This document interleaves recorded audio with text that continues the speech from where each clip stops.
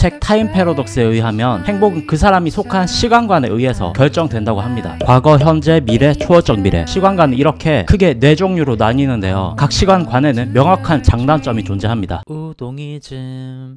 과거지향적 시간관, 라떼는 말이야 흔히 꼰대라고 불리는 사람들의 그것에 해당합니다. 과거의 자신을 비화하고 그것에 묶여 사는 사람들, 이런 사람들은 대부분 확증 편향이 점점 심해져서 자기 자신의 방벽이 점점 더 두꺼워지죠. 미화된 과거의 자신에 현재의 자신이 대입하려다 보니까 갭이 생기게 되고 점차 자존감은 낮아질 수밖에 없죠. 결국 공격적으로 변하고 화를 잘 내고 불만이 커집니다. 그리고 이들은 안정지향을 추구하는데요, 우리 앞에 놓인 새로운 모험을 잡으려 하지 않습니다. 음식도 사람도 문화도 현상을 유지하려고 하지 변화를 싫어합니다. 그리고 이건 약간은 다른 얘기가 될 수 있지만 우울증이나 공황장애, 과거의 한 사건에 의해서 생기는 경우가 많죠. 낱낱이 들어보면은 과거 지향적 사람들은 나쁜 것만 있는 것인가 라고 하면은 그렇지는 또 않습니다. 과거의 부정적인 사건들을 건강하게 잘 받아들이고 지나친 미화를 피하고 있는 그대로의 현실을 마주할 수만 있다면 안정감이 장점인 이 과거 지향적 시간관 사람들은 튼튼한 자존감이라는 토대 위에서 현재와 미래를 구체적으로 그려나갈 수 있습니다.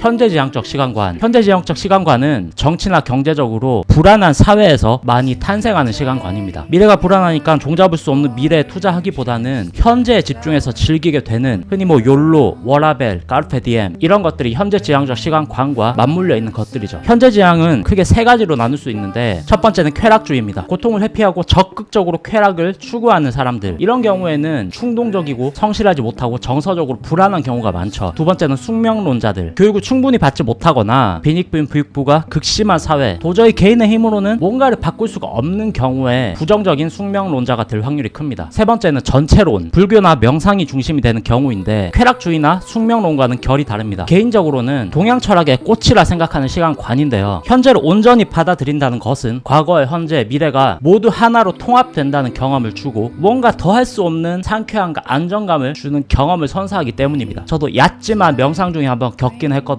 꾸준히 해야 하는데 꾸준히 하는 게 참, 이 시간간에 익숙하지 않은 서양 사람들도 최근에 명상 붐이 일어나고 있잖아요. 명상이 뇌 활성화에도 많은 도움을 주기 때문인데요, 뭐 예전에 유명 팝스타들이나 기업가들이 했다는 LSD나 마리화나 이런 것 등에도 전체적 시간관에 빠질 수 있게 해주는 유도 성분이 있긴 하지만 약물에 의존하는 건 자발적인 통제력을 상실하게 된다라고 알려져 있기에 법으로 금지되어 있긴 하죠. 지금도 수많은 세계적인 기업 오너들이, 한국 기업 오너들도 마찬가지고요, 명상을 활용하는 건 가장 합법적이고 안전한 방법으로 뇌의 효율성을 높일 수 있게 하기 때문입니다. 그렇다면 전체론이라 구분된 긍정적인 현재지향 시간관의 단점은 없을까요? 굳이 하나를 꼽아보자면 이 시간관 자체의 단점이라고는 볼 수 없지만 자칫 사회로부터 도태될 가능성이 있다는 것입니다. 시간 엄수와 치열한 경쟁이 당연한 사회에서 현재지향적 시간관은 불안으로부터 파생된 자신을 몰아붙이는 발전, 이것과는 거리가 있기 때문입니다. 그래서 저는 다양한 시간관들을 동시에 발전시킬 필요가 있다고 생각을 합니다.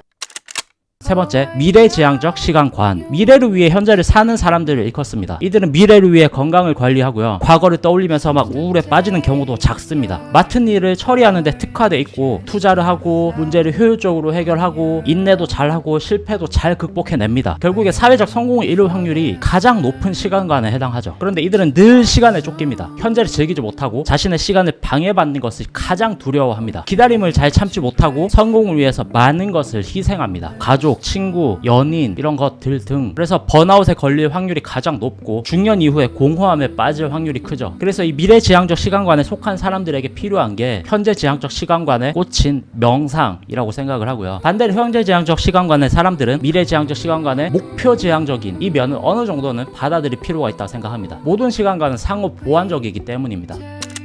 마지막 네 번째, 초월적 미래지향적 시간관.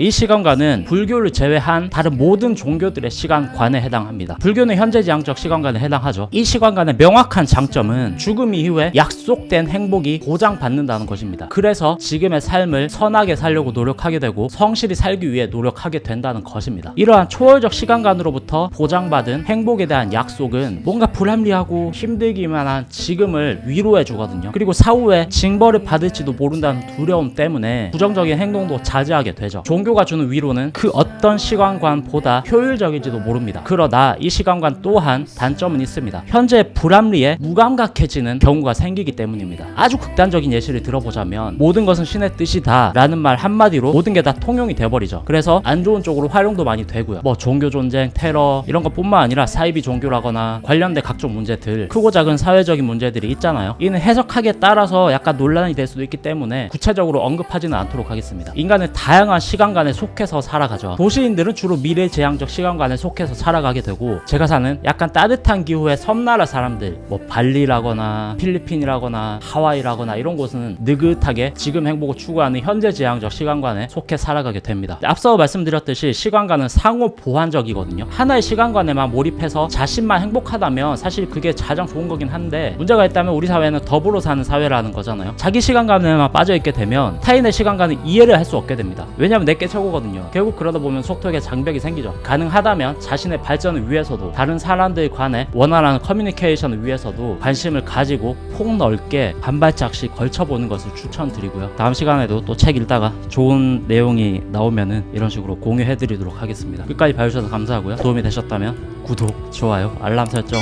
해주시면 감사하겠습니다. 근데 이 마지막 이 멘트, 구독해달라는 멘트는 이제 무슨 밈처럼 돼가지고 효과도 없는 것 같아요. 즐거운 창작 하시고 감사합니다. 빠밤.